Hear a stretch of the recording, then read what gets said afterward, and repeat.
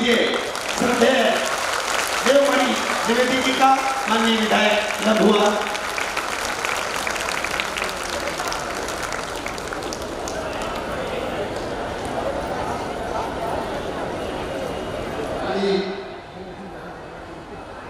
नैमिषारण्य, चित्रकूट, अयोध्या और तमाम महान तीर्थों से आए हुए मनीषी विद्वान, इस सभा में उपस्थित तमाम संत सज्जनगण, उद्घोषक श्री सुभाष त्रिपाठी जी, मेरे साथ लखनऊ से चल करके आए हुए सीता रसोई के महंत श्री रामकृष्ण शास्त्री जी तथा मेरी धर्मपत्नी जो प्रायण यज्ञ में मेरे साथ रहती हैं श्रीमती रेखा द्विवेदी जी, खड़े हो जाए आप। डॉक्टर महेंद्र प्रकाश जी जो गौरीगंज पीजी कॉलेज में एसोसिएट प्रोफेसर हैं, प्रशांत मिश्र जी जो हमारे साथ यहाँ पर आए हैं, जो मेरा कार्य प्रभाव देखते हैं,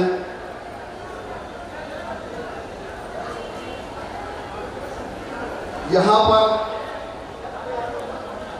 राम कथा का प्रचार प्रसार, अभिवाचन, अभिव्यक्ति, धर्म धुरंधर महामंडलेश्वर से भी ऊपर जगत गुरु के रूप में प्रतिष्ठापित स्वामी रामभद्राचार्य जी महाराज अभी थोड़ी देर में ही आपके सामने प्रस्तुत करेंगे। उसके पहले मुझे मंच दिया गया है। मैं डॉक्टर अनिल कुमार त्रिपाठी जी, डीलिट जो इलाहाबाद विश्वविद्यालय में लास्ट डीलिट के रूप में जाने जाते हैं, यह एक सामान्य ज्ञान और विशेष ज्ञान का विषय है पूरे विद्वानों के जगत में, जिनसे गौरीगंज का धार्मिक, सांस्कृतिक और राजनैतिक भविष्य जोड़कर देखने की परंपरा है। तथा प्रकाश मिश्र जी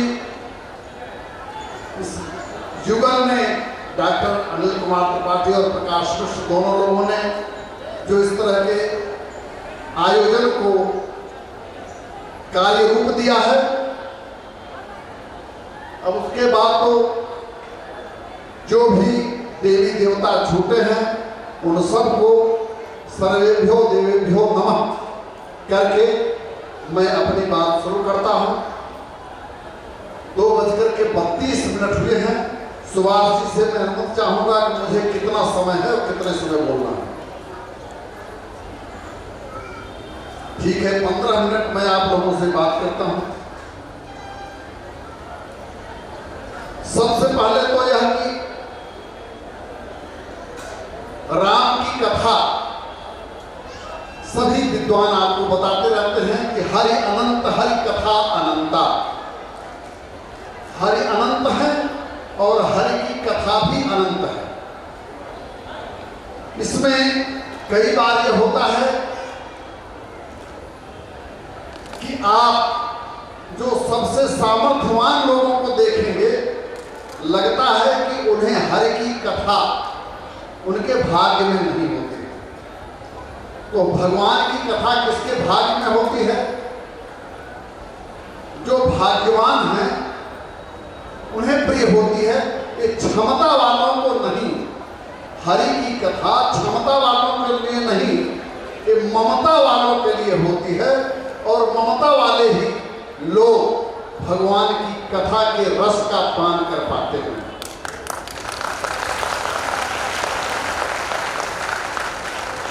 आप लोग सुने होंगे जब रामेश्वरम सेतु का निर्माण हो रहा था तो बड़े बड़े बहादुर बड़े बड़े टीले पर्वत के टुकड़े पत्थरों के बड़ी बड़ी शिलाएं ले आकर के सेतु बना रहे थे। इसी बीच दो प्रसंग और आते हैं। भगवान राम की भी इच्छा होती है कि वह भी शिलाएं ले आवे और एक गिलहरी की भी इच्छा होती है कि मैं भी इसमें कुछ योगदान करूं। कहते हैं कि जब भगवान राम ले आकर के पत्थर डालते थे तो समुद्र में डूब जा रहे थे, तो सबसे समर्थ व्यक्ति के भी पत्थर डूब जाते। लेकिन जब वही गिलहरी अपने शरीर में बालू के कण लपेट करके ले आती थी और रामेश्वरम सेतु का निर्माण करने में लगाती थी तो उससे सेतु को मजबूती मिलती थी। भगवान राम ने गिलहरी को बुला करके उसकी पीठ पर अपने हाथ से रेखाएं खींची तो 3 रेखाएं बन गई। मैं इसीलिए कहता हूं को हरि को तो गिलहरी प्यारी होती है।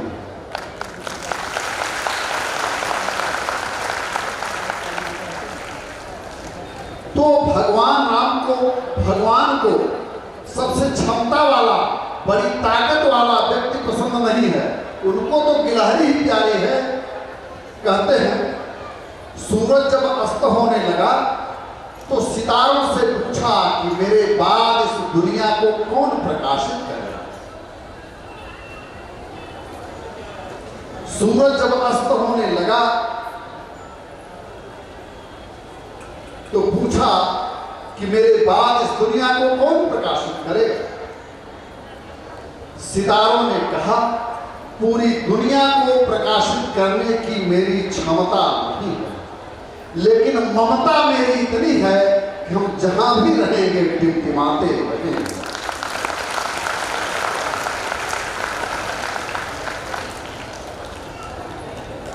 पहले माताएं बहनें आशीर्वाद देती थी बहुओं को कि बेटा बेटी की छाल लग जाए, मतलब बहुत सारे बेटा बेटी हो नाती पोता। एक बहुत ही इंपॉर्टेंट विषय में रखना चाहता हूं। आजादी के समय भारत की जनसंख्या थी 40 करोड़ से भी कम और आज भारत की जनसंख्या है 140 करोड़। अब अगर आप पूछिए कि भारत में कितने लोगों के रहने के लिए जगह पर्याप्त है तो हम कहेंगे कि 40 करोड़ लोगों के लिए पर्याप्त है। तो जितने के लिए पर्याप्त उससे ज्यादा कितने लोग हो गए हैं तो 100 करोड़ लोग ज्यादा हो गए हैं। जहां पर 40 करोड़ लोगों के लिए जल जमीन और जंगल है, वहां पर 140 करोड़ लोगों का भार भारत माता को सहना पड़ रहा है। तो आप बताइए कि भारत माता के साथ अत्याचार है कि नहीं? यह एक राष्ट्रीय धर्म है और गुरुदेव जगत गुरु रामभद्राचार्य ने अभी 5-6 दिन पहले इस विचार को उन्होंने रखा कि जनसंख्या का नियंत्रण बहुत आवश्यक है। आज स्थिति यह है कि ऑस्ट्रेलिया एक महाद्वीप है। ऑस्ट्रेलिया ये 7 द्वीपों में से एक महाद्वीप है। वहां की जनसंख्या 2 करोड़ है और भारत में तो हमेशा ट्रेन में 2 करोड़ जनसंख्या रहती है। ट्रेन में 2 करोड़ जनसंख्या रहती है। मैंने लिखा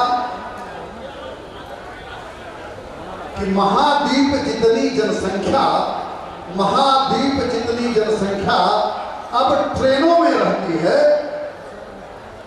महाद्वीप जितनी जनसंख्या अब ट्रेनों में रहती है, जाने कैसे भारत माता महाभार यह सहती है। अभी सुनील तिवारी जी जो अयोध्या से आए हैं, मैं चाहूँगा कि वे खड़े होकर के लोगों का अभिवादन करें और अभिवादन स्वीकार करें कि अध्यक्ष छात्र संघ साकेत रहे हैं और डॉक्टर राम मनोहर लोहिया अवध विश्वविद्यालय में रहे हैं। ये मेरे साथ चल करके आए हैं। इन्हें अयोध्या से आना था, लेकिन मैं इनको लखनपुर से साथ लेकर के आया और इन्होंने विशेष आग्रह किया। मैंने जनसंख्या साहित्य लिखा है, लेकिन एक कविता मेरी जो वायरल हो चुकी है, 2,03,000 से ज्यादा लोगों ने उसको देखा है। इनका आग्रह है कि मैं उस कविता को जरूर पढ़ूं आप लोगों के सामने, और मैं उसी को पढ़ने चल रहा हूं। और सुभाष जी से, डॉक्टर अनंत त्रिपाठी जी से मेरा अनुरोध है कि मैं कोई अखंड पाठ नहीं कर रहा हूं। जब वो इशारा कर देंगे तो उसके बाद 20 सेकंड से ज्यादा समय नहीं लगेगा। मैं 20 सेकंड में अपनी बात समाप्त कर दूंगा। तो कविता जो है वह इस प्रकार है। भारत माता का पैगाम, भारत माता का पैगाम, 2 या 2 से कम संतान, जनसंख्या पर बड़ा विधान मांग रहा है हिंदुस्तान। भारत माता का पैगाम। आगे लिखता हूं मैं। बेटा बेटी एक समान, बेटा बेटी एक समान, और सब धर्मों का मान समान। भारत माता का ऐलान, यही अरमान, यही अभियान, और भारत माता का पैगाम, 2 या 2 से कम संतान। मैं पहचान पा रहा हूं तो मनीषी जी भी पधारे हैं, उनको भी मेरा प्रणाम है।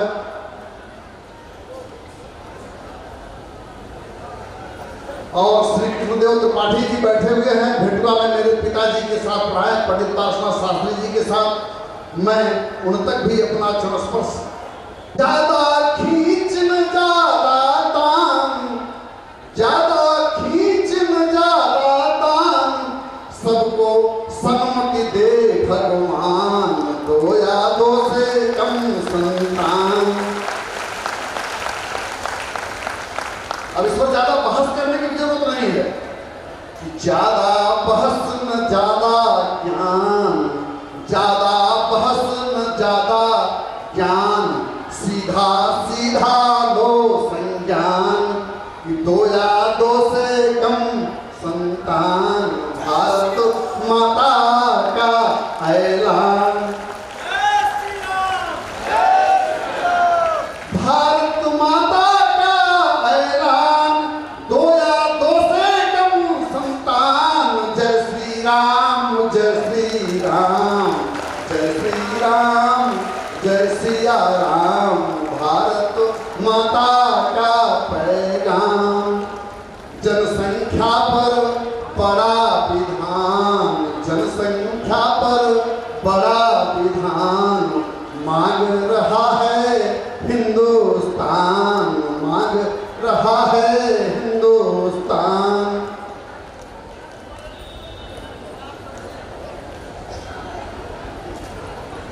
एक मेरी कविता है, राजनीति गंभीर विषय है। मैं उसकी 4-6 पंक्तियां आप लोगों को सुनाता हूं। लोकनीति में बने रहो, लोकनीति में बने रहो, पर कूटनीति को छोड़ न देना। लोकनीति में बने रहो, पर कूटनीति को छोड़ न देना। राजनीति गंभीर विषय है, आवारों पर छोड़ न देना। राजनीति गंभीर विषय है, आवारों पर छोड़ न देना।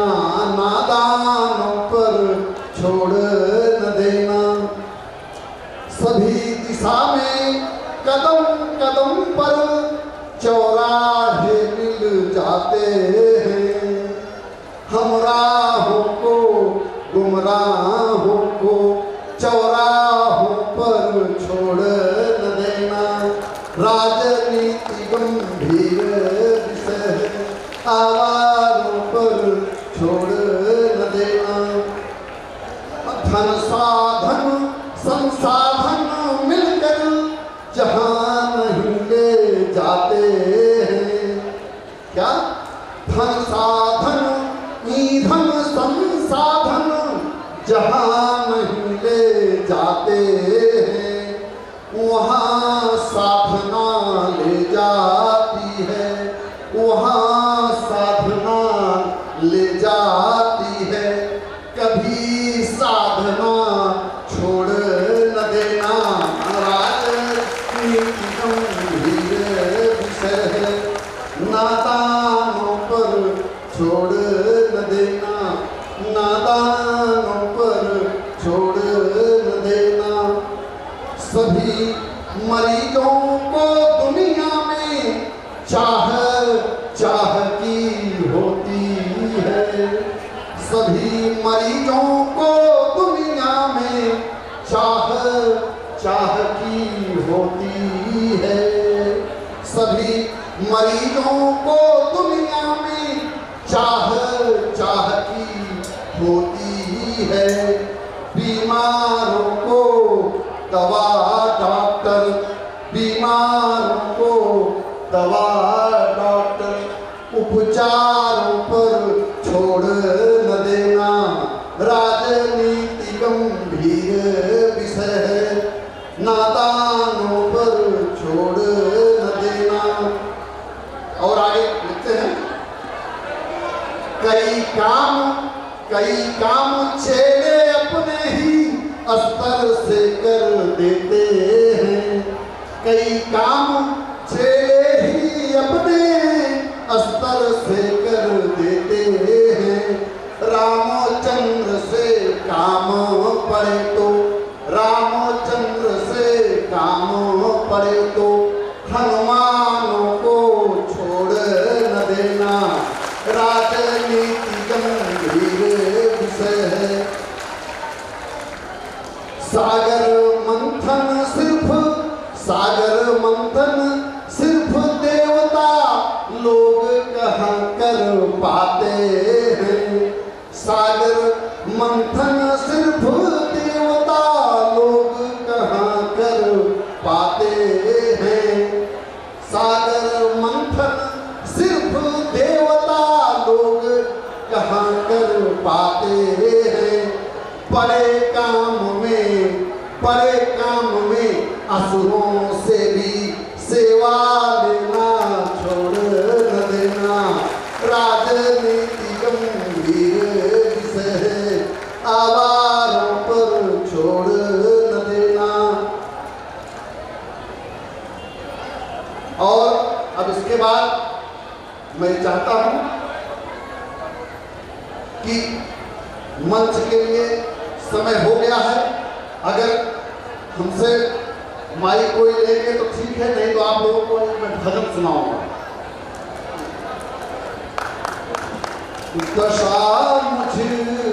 दशा मुझ दीन की भगवन, संभालोगे तो क्या होगा। दशा मुझ दीन की भगवन, संभालोगे तो क्या होगा। अगर चरणों की सेवा में लगा लोगे तो क्या होगा। अगर चरणों की सेवा में लगा लोगे तो क्या होगा। मैं पापी पात की हूँ और नामी पाप हर तुम हो। मैं पापी पात की हूँ और नामी पाप हर तुम हो। जो लज्जा दोनों नामों की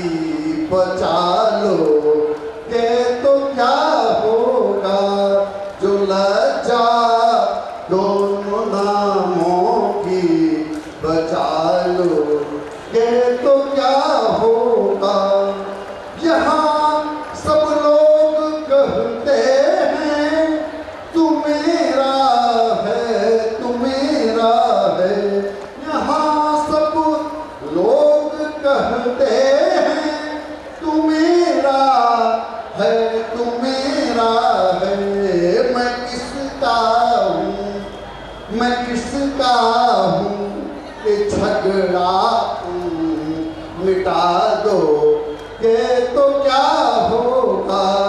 मैं किसका हूँ ये झगड़ा तुम मिटा दो के तो क्या होगा। अजामिल गिद्ध गणिका जिस अजामिल गिद्ध गणिका जिस दया गंगा में बहते हैं। अजामिल गिद्ध गणिका जिस दया गंगा में बहते हैं।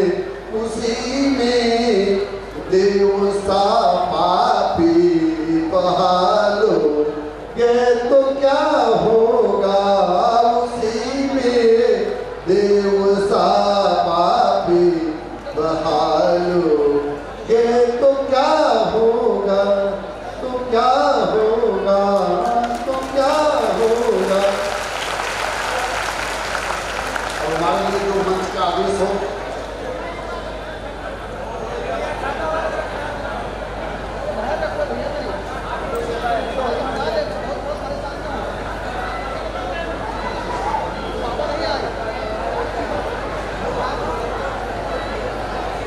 परम पूज्य धर्म धुरंधर वशिष्ठ पीठाधीश्वर श्रीमान रामविलास वेदांती जी भी यहाँ पर समुपस्थित हैं। मैं आप लोगों के कर्तव्य ध्वनि के माध्यम से उनका स्वागत करना चाहता हूँ और मैं स्वयं उनके चरणारविंद का आकांक्षी हूँ। एक चीज मैं धर्म के बारे में कहना चाहता हूं। पश्चिम के देशों में इंग्लैंड में अमेरिका में जैसे जैसे विज्ञान की उन्नति हुई वैसे वैसे धर्म की हानि होती गई। लेकिन भारतवर्ष में जैसे जैसे विज्ञान की उन्नति हुई उसके साथ धर्म की भी उन्नति होती गई। ये बहुत आश्चर्यजनक तथ्य है महाराज। ये जो धर्म की उन्नति हुई भारत में, इसके लिए कौन उत्तरदायी? इसके लिए आप जगत गुरु जी गुरुदेव और माननीय वेदांती जी जैसे मुनि ऋषि व्यास या मानव के रूप में ही साक्षात देवता के रूप में, व्यास के रूप में, वाल्मीकि के रूप में हमारे जो ऋषि मुनि महावक्ता और व्यास लोग हैं, इन्हीं लोगों का योगदान है। इसका एक प्रमाण है, अभी आप घर में कद्दू की सब्जी बनाइए तो जितना उसका स्वाद होता है, जब आप इस तरह की राम कथा के प्रांगण में वही चीज जब प्रसाद के रूप में आपको दिया जाता है तो उस कद्दू की सब्जी का टेस्ट 10 गुना बढ़ जाता है।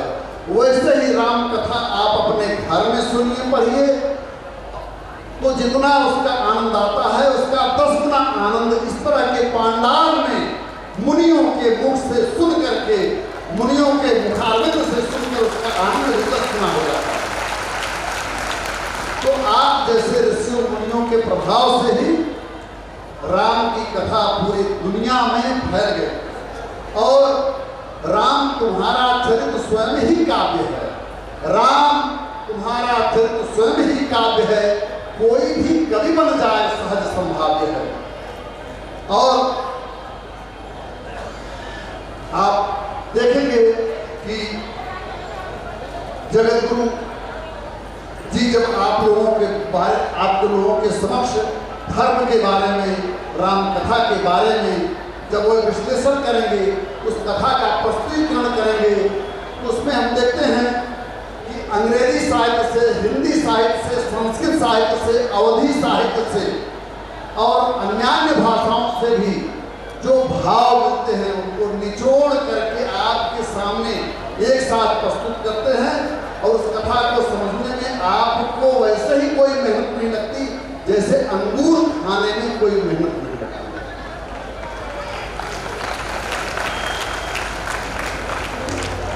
मैं जैसे कहता है कि यदा यदा ही धर्म से ग्लानिर्भवति भारत, जैसे जैसे धर्म की हानि होती है वैसे वैसे भगवान का अवतार होता है। मैं उसी के साथ यह भी कहता हूँ कि धर्म की हानि के साथ जैसे जैसे भगवान का अवतार होता है वैसे वैसे धर्म की हानि होने पर बहुत बड़े बड़े महापुरुषों का जन्म भी होता है और वह राम की कृष्ण की हमारे अवतारों की कथाओं को कह कर करके सुना करके उनका वाचन करके उनका व्याख्यान करके उनका आख्यान करके धर्म का उत्थान करते हैं। बिल्लड़ ने विक्रमांक देव चरितम में लिखा है, लंका पते संकुचितम यशो यत् कीर्ति पात्रम रघुराज पुत्र सर्वैवादि कवेह प्रभाव न कोपनीयाः कवयः क्षितेन्द्रिय। लंका के राजा रावण का यश जो सीमित हो गया और अयोध्या के राजा राम का यश पूरे भूमंडल में व्याप्त जो हो गया, उसके लिए वाल्मीकि, कंबन, तुलसीदास और महागुरु रामभद्राचार्य जैसे गुरुओं का, मनीषियों का हाथ रहा है। इसलिए हम लोगों का उत्तरदायित्व है कि ऐसे ऋषि, मुनि, व्याख्याकार जब हमारे क्षेत्र में, हमारे नगर में, हमारे ग्राम में कहीं पर भी पधारते हैं तो हमें अधिक से अधिक संख्या में, अधिक से कमलम कमलेन पयः पयसा कमलेन विभाति सरः मणिना वलयम। कंगन से कलाई की, कलाई से कंगन की और कंगन और कलाई दोनों से पूरे हाथ की शोभा बढ़ती है। तो मणिना वलयम वलयेन मणिना वलयेन विभाति करः शशिना च निशा निशया च शशि शशिना निशया च विभाति नभ।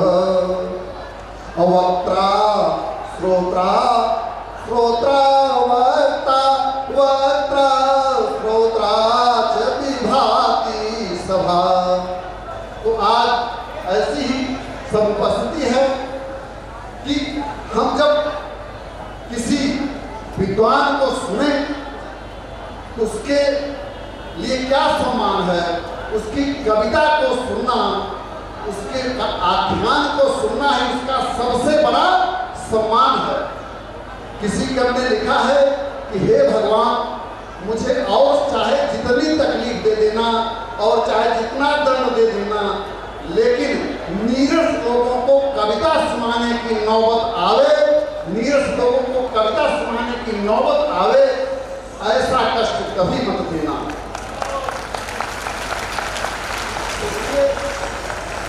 तो विद्वान के लिए सबसे बड़ा कष्ट यही है कि आप उसके कथन को, उसकी कविता को, उसकी कथा को, कथा कविता को आप ध्यान से न सुने, यही उसके लिए बहुत कष्ट की बात है।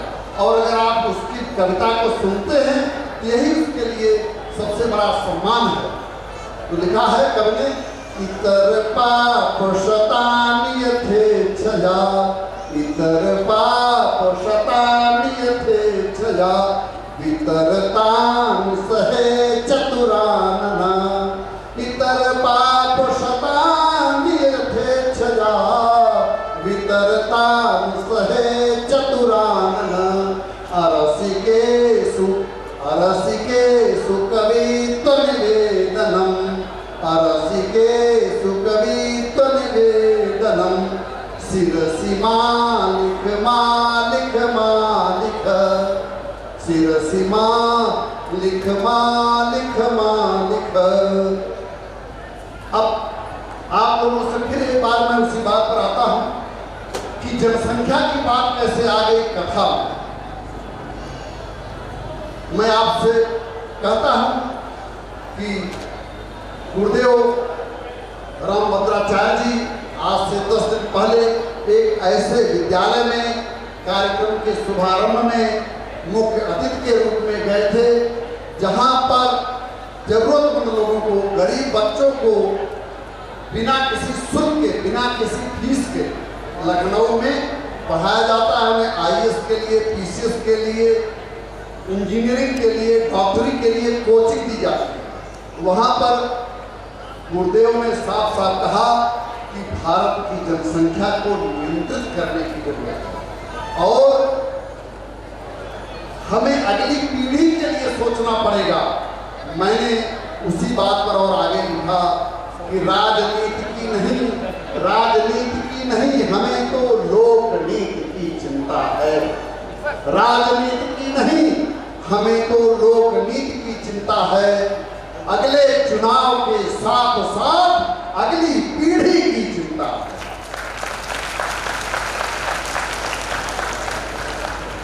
तो इसलिए और जनसंख्या का जो विषय है उसमें मैंने नतीजा, उसका परिणाम सोच करके तब उसको उठाया है और मैंने देखा है कि ऋषियों, संतों, महंतों का भी आशीर्वाद हमें मिल रहा है। तो हमने इसीलिए लिखा कि नतीजा सोच लेते हैं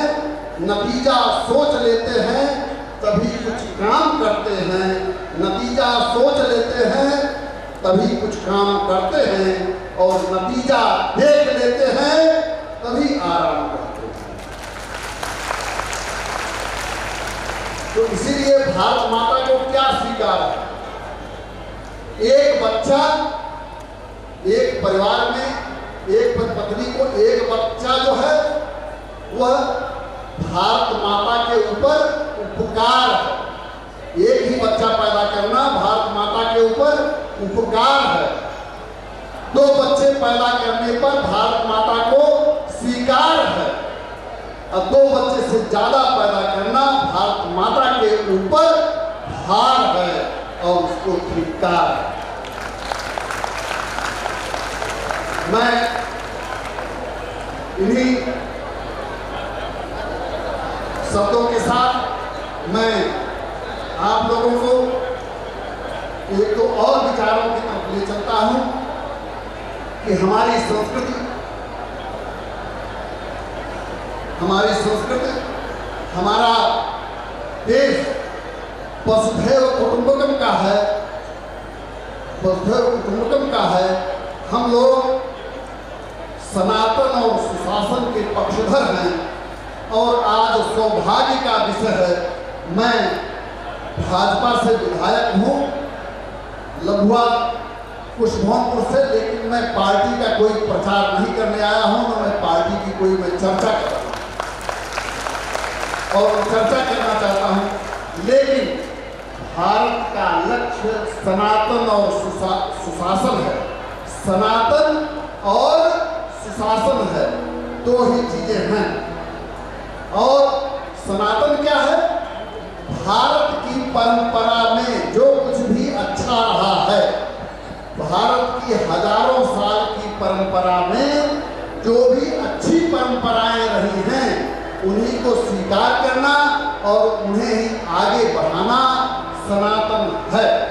और यह भारत का सौभाग्य है कि आज केंद्र में और प्रदेश में दोनों जगह सनातन और सुशासन के लिए अपना सब कुछ न्यौछावर करने वाले संत, योगी, ऋषि मुनि के तुल्य ही हमारे नेता बैठे हैं, चाहे वो मोदी जी हों, चाहे योगी जी हों और चाहे छोटा सा सिपाही आपका द्विवेदी हो।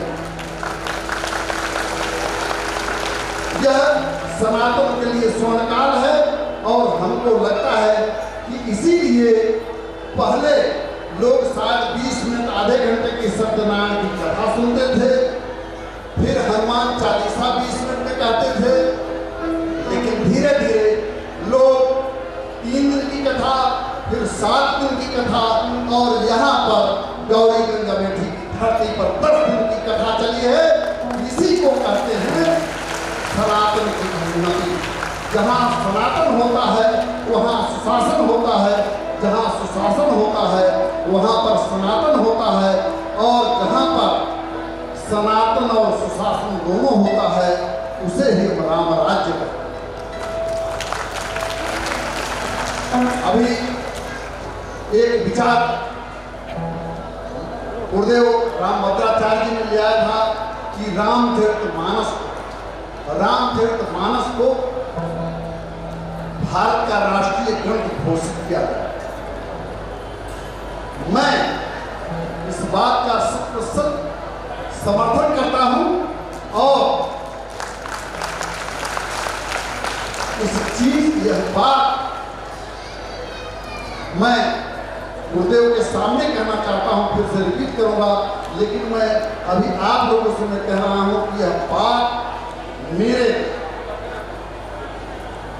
लेटर पैड पर लिख करके उत्तर प्रदेश सरकार और भारत सरकार तक जाएगा और जो मैं कहता हूं वही करता हूं, वृथा न जाए देव।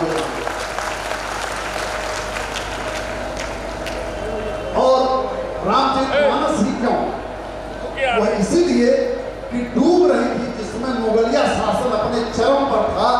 उस समय एक फकीर, एक साधक अपनी साधना में लगा हुआ था और उन्होंने एकदम किसी भी राजाश्रय को लेने से मना कर दिया। उन्होंने कहा कि किसी के बादशाह होंगे मुगल, मेरे बादशाह तो शाहों के शाह जो है बादशाह सिर्फ राम शाह हैं। और तभी उन्होंने संस्कृति की नाव जो डूब रही थी उसको उभारने के लिए, डूब रही थी इस भारत की सांस्कृतिक नाव, जब तुम उसके उद्धार हेतु पतवार हो गए। उद्धार हेतु पतवार कौन हुए? गोस्वामी तुलसीदास। तुम उसके उद्धार हेतु पतवार हो गए। डूब रही थी भारत की सांस्कृतिक नाव, जब तुम उसके उद्धार हेतु पतवार हो गए। घुसे हमारे मानस में तुम निराकार बन। तुलसीदास जी, घुसे हमारे मानस में तुम निराकार बन और डूब तुम्हारे मानस में हम पार हो गए। और यह बहुत ही गजब की बात है कि उसी चित्रकूट की धरती पर, उसी तुलसी पीठाधीश्वर के मुखारविंद से, वहीं की धरती से ये विचार पूजा, वही चित्रकूट का विचार, वही तुलसी पीठ का विचार और वही तुलसी पीठाधीश्वर का विचार, और उसी सबको आप लोग आज पान करेंगे, उसी राम कथा का पान करेंगे। यह सुखद अवसर है और मैं स्वयं किन्हीं भी व्यस्तताओं के बावजूद मैं आप लोगों के साथ अंत तक उस कथा का रसपान करना चाहूँगा और करूँगा। मैं अपनी धर्म पत्नी रेखा जी के साथ, मैं अपने सहयोगियों के साथ पूरे समय, मुझे कहीं भी जाना है, जाना जरूर है, लेकिन मैं किसी भी जल्दी में नहीं पड़ूंगा, क्योंकि यहाँ पर वक्ता ही नहीं, श्रोता भी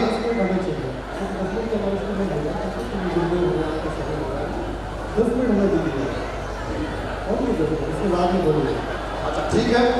मंच को 2 मिनट का समय चाहिए। 10 मिनट, 2 नहीं, इंस्ट्रूमेंट मिला 10, ओके ठीक है। आप 10 मिनट लिए, मैं अपनी वाणी को विराम दे। धन्यवाद।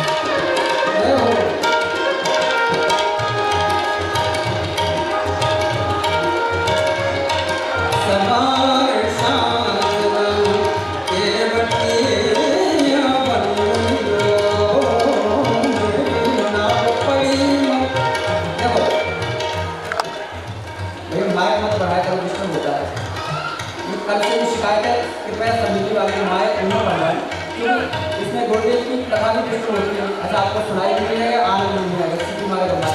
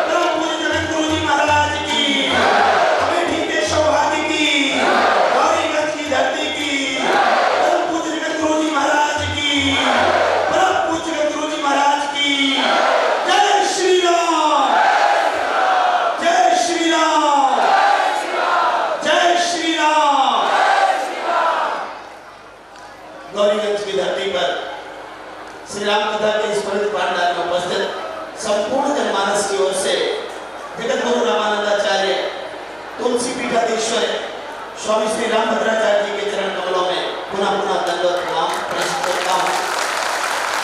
तीनों यजमानों का बताने का कष्ट करें। इंजीनियर नरेंद्र कुमार त्रिपाठी शपथी तीनों यजमान से मंच पर पधारे। पंडित जितमा प्रसाद त्रिपाठी मनीषी, पंडित कृष्णदेव त्रिपाठी, पंडित गौरव प्रसाद मिश्र जी, आप तीनों यजमान सीता से मंच पर पधारे। बंधु आप सब अपने स्थान को पुनः सुशोभित करें, बैठ जाएं। आप सब प्रेम पूर्वक बैठे। गौरीगंज की धरती का सौभाग्य आपके सम्मुख विराजमान है।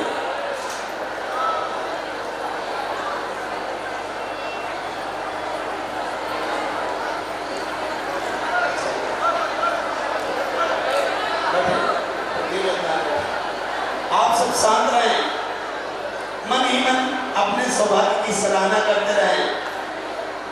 जगत गुरु जी के दैदीप्यमान विग्रह का अपलक दर्शन करते रहें, आपका जीवन धन्य हो जाएगा।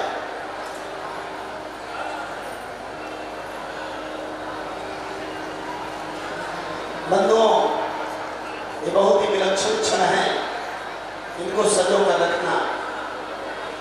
आचार्य जी मुझे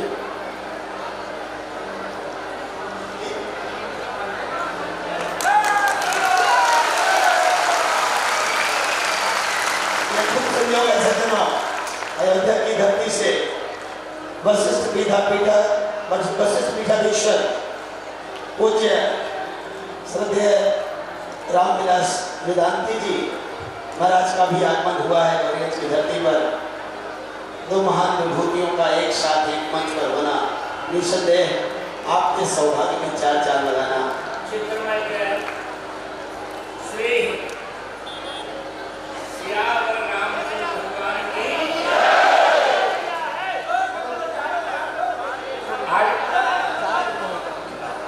बहुत अच्छा लग रहा है। हमारे बड़े अच्छे मित्र स्नेह भाजन, सौहार्द भाजन, सौजन्य भाजन, हम लोग साथ साथ राम जन्मभूमि आंदोलन में जुड़े, साथ साथ पुलिस के डंडे खाए, जेल गए, सब कुछ किया। अरे 25 बार जेल गए, नहीं एक बार रहता। जय श्री राम। डॉक्टर रामविलास दास वेदांती और इनके अभी उत्तराधिकारी नहीं कहूँगा, इनके उत्तराधिकारी राघवेश दास वेदांती इस मंच पर उपस्थित है। वेदांती जी आपको जानकर अच्छा लगेगा, जैसे आप सबके साथ हमने बढ़ कर भाग लिया आंदोलन में, यद्यपि हम लोग को तक में कोई नहीं था, न कोई इच्छा है, तो सब कुछ हमारे विपरीत बनाते भी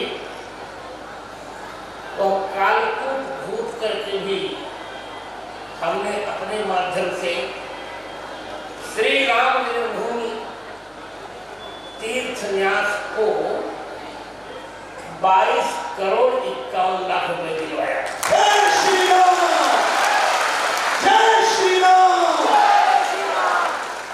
मुझे कुछ नहीं, भले कोर्ट में हम बयान देना पड़ा, कोर्ट का बयान साक्षी है मुझे क्या क्या किया था।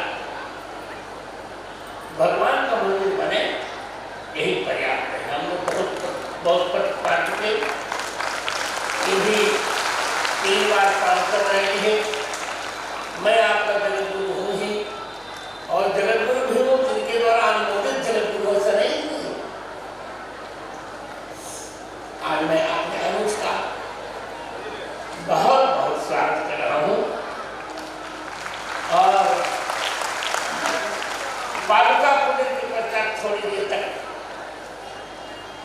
आपके समक्ष वक्तव्य प्रस्तुत करने का भी अनुरोध करेगा। पहले पार्वती में जाए।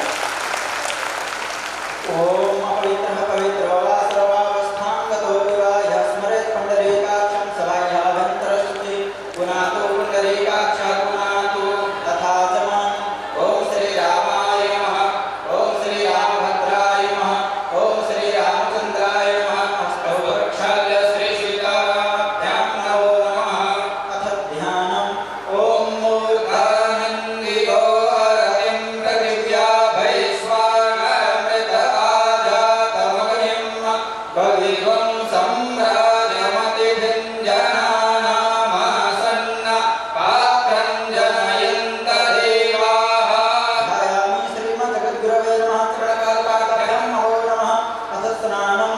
ओम शुद्धबालः सर्वशुद्धबालो मणिबालस्तपास्विनः श्वेतः श्वेताक्षोरुणस्ते गजाय पशुपतये कर्णाजामावलिप्तारो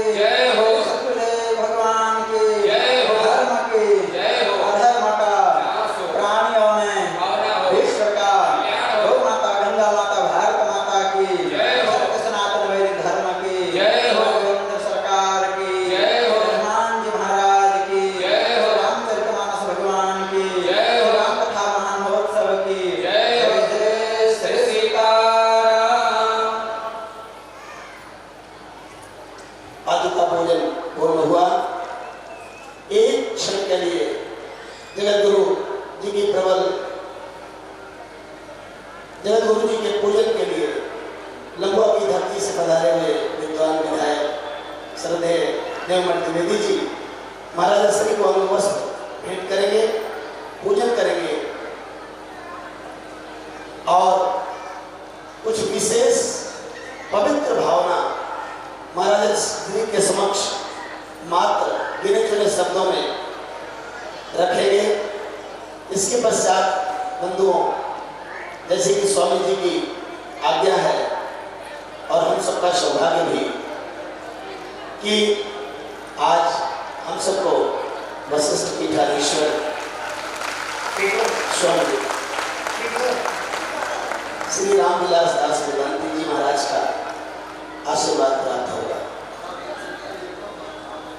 हाँ, मैं निवेदन करूंगा सुनील जी से, माननीय विधायक जी से कि आप पूज्य श्री श्रद्धेय श्री रामविलास वेदांती जी महाराज का भी माल्यार्पण करने का कोशिश करें। तत्पश्चात दो शब्द महाराजा श्री के चरणों में रखने का कोशिश करें।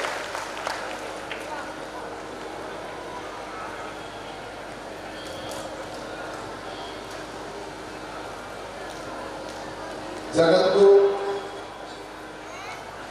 तुलसी पीठाधीश्वर महाराज के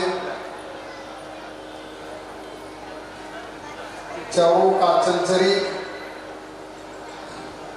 तथा डॉक्टर रामविलास वेदांती जी जो मंच पर स्वयं उपस्थित हैं, मैं उनके लिए भी चरणावनत हूँ, सपत्नीक चरणावनत हूँ।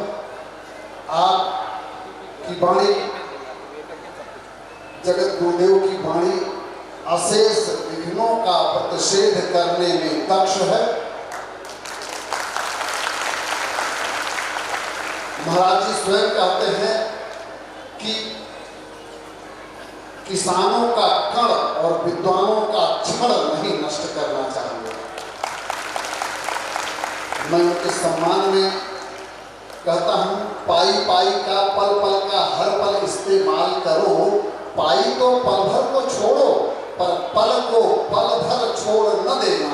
राजनीति गंभीर विषय है, नादान पर छोड़ो। कहते हैं कि यत् यत् विभूतिमत् सत्वं श्रीमदूर्जितमेवा तत्तदेवावगच्छत् मम तेजो संभवम्। जहाँ पर भी आपको ऊर्जा दिखे, तेज दिखे, उसको आप ये जानिए कि वह ईश्वर के अंश का अवतार है। तो हम कुछ प्राणियों को ईश्वर के दर्शन होते हो या न होते हो, आप जैसे तेजस्वी पुरुष को देख करके हम अपनी त्रैकालिक योग्यता मानते हैं।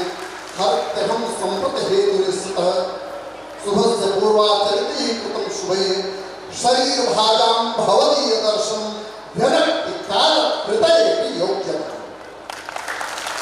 हम लोग आपके दर्शन मात्र से अपनी त्रैकालिक योग्यता मान रहे हैं। विगत में भूतकाल में अच्छे कर्म किए हैं तो आपके दर्शन हो रहे हैं, वर्तमान में आपके दर्शन हो रहे हैं तो हम सौभाग्यशाली हैं, और वर्तमान में दर्शन है तो हमारा भविष्य भी सुधर रहा है। मैं इसी कामना के साथ हम लोग अपने को त्रैकालिक योग्य और त्रैकालिक संपन्न और सौभाग्यशाली मानते हैं। ज्यादा समय में नहीं होगा। अगर भारतवर्ष में किसी भी व्यक्ति को ज्ञानपीठ और भारत रत्न एक साथ दिया जाना चाहिए तो उसके पात्र स्वयं स्वामी जगतगुरु तुलसी पीठाधीश्वर हैं। और मैं जिस क्षण अपने पैर के पास पहुंचूंगा, मेरा पहला काम होगा आपके लिए, सनातन धर्म के लिए, भारत धर्म के लिए, आपके योगदान के लिए मैं भारत सरकार से आपको भारत रत्न दिए जाने के लिए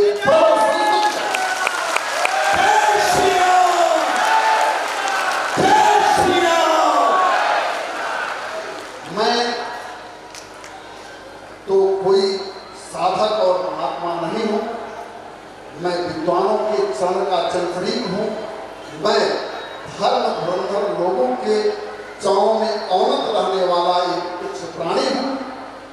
लेकिन मैं जानता हूँ कि मैं जो संकल्प लेता हूँ वह हो जाता है। यह मेरी कोई घोषणा नहीं है, न कोई दावा है, न कोई वादा है। लेकिन राम भद्रो ही जानाति राम भद्र से गौरव, आप ही आपका गौरव जानते हैं। मैं जो कह रहा हूँ और जनता जनार्दन के बीच में नर नारायण नारी नारायण के सम्मुख मैं जो यह संकल्प ले रहा हूँ यह फलीभूत होगा।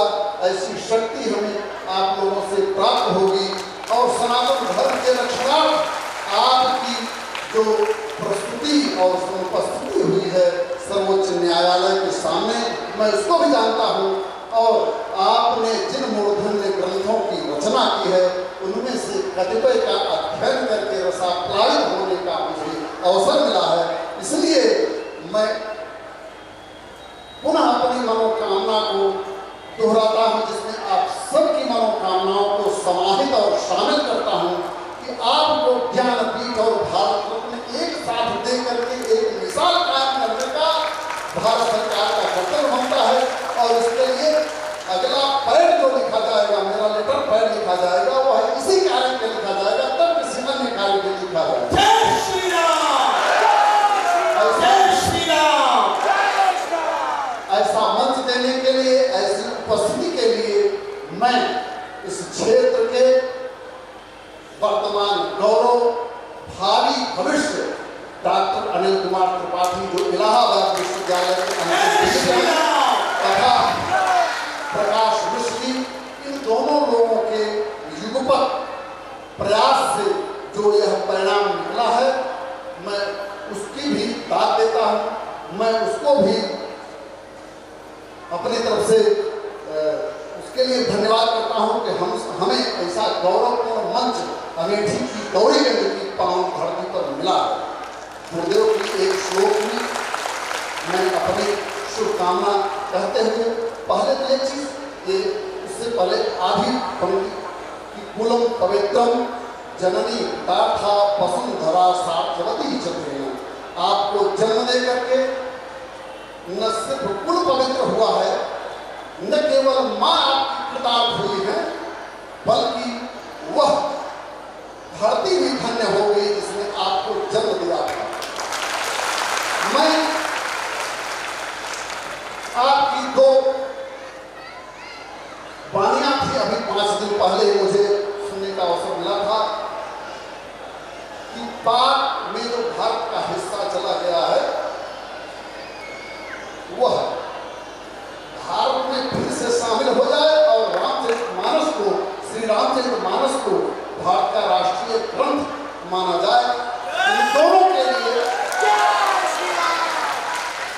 इन दोनों के लिए अगला पैड होगा और इन दोनों के लिए मेरी लेखनी उठेगी और अंतोगत्वा आपके लिए सिर्फ एक श्लोक, युग युगार्जित पंड पयोनिधि, युग युगार्जित पंड पयोनिधि, भुवन मंडल मंडित मंडलम, नम नमाचरतो गुरुमाहितम, भवति तस्य सुखम परमं प्रियम। बहुत बहुत धन्यवाद। अब मंच पर सिर्फ और सिर्फ महाराज जी के वचन सुनने का, और मैं महाराज जी को आगे उपरांत सुन करके ही जाऊंगा। और वक्ता श्रोता श्रोता वक्ता वक्ता श्रोता च विभाति सभा, ये अनूठी सभा है। इसमें वक्ता श्रोता के प्रति, श्रोता वक्ता के प्रति समर्पित है और इसमें मुझे कोई समय नहीं देना चाहिए। मैं जो कोई भी इसके पात्र हों उनके हाथ में मैं माइक समर्पित। डॉक्टर अनिल कुमार त्रिपाठी। मैं एक निवेदन करना चाहूँ, इस भव्य मंच से उत्तर प्रदेश की विधानसभा के यशस्वी विधायक को मैं माल्यार्पण का स्वागत करने के बाद ही जाने देना चाहता हूँ। काबिनेट जी वाले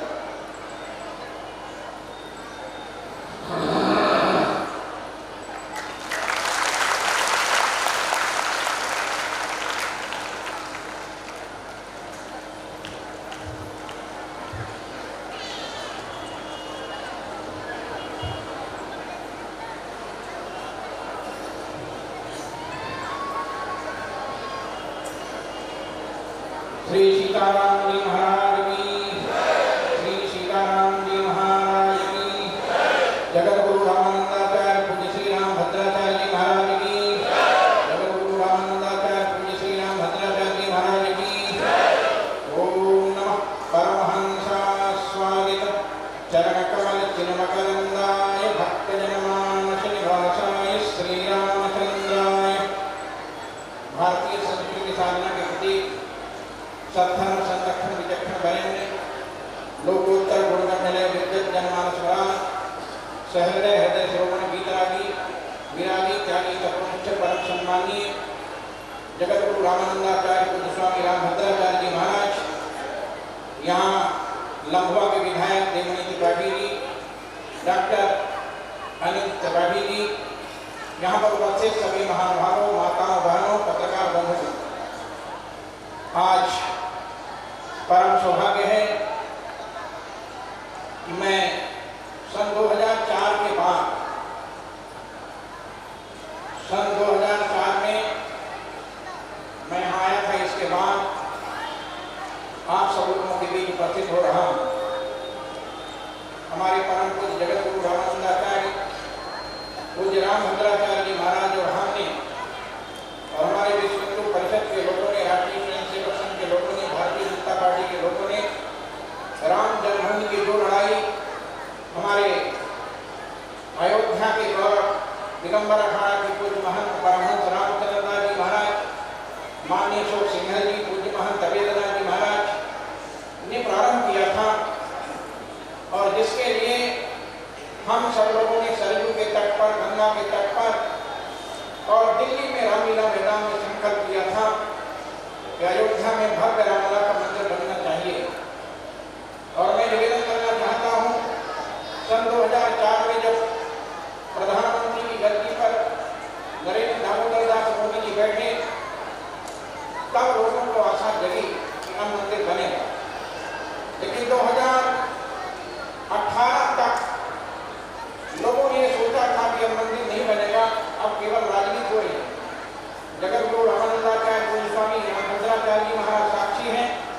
विश्व हिंदू परिषद कार्यालय में एक विशाल संतों की बैठक हुई थी और जिसमें निर्णय लिया गया था। ताल कटोरा स्टेडियम में भी जगत गुरु रामानंदाचार्य पूज्य स्वामी रामभद्राचार्य